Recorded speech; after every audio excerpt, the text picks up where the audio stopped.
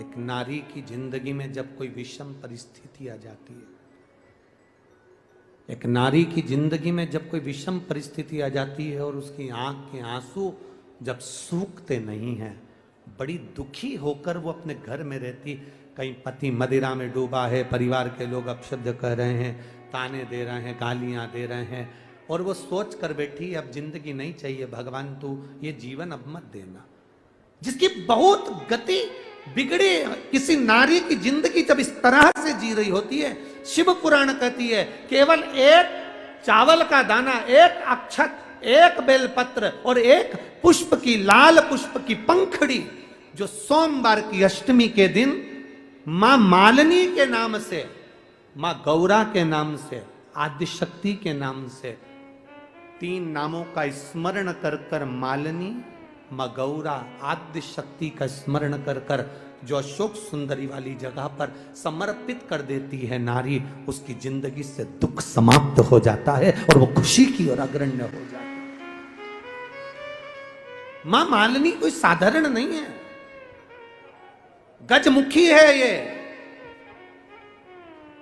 जिसके मस्तक, जिसका शीश गज का है, साधारण नहीं है ये। मत्स्य पुराण कह रही है, विष्णु धर्मोत्तर पुराण कह रही है, और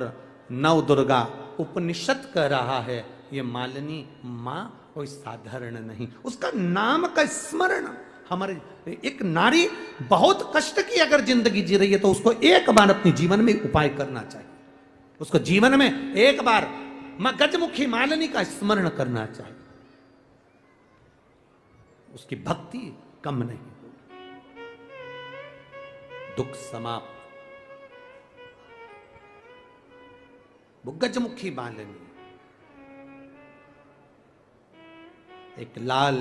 चंदन में भिड़ा हुआ अक्षत, एक बेल पत्र, एक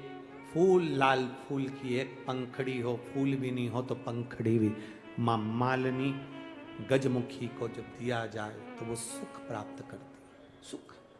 शंकर भगवान के जितने संतान उतना गजमुखी मालिनी ने अपनी गोदी में खिलाया। अशोक सुंदरी को, गणेश को, कार्तिक षडानंद को, जया, विषहरा, शामरीवारी, दौतली देव, ये सब कन्याओं को, बेटों को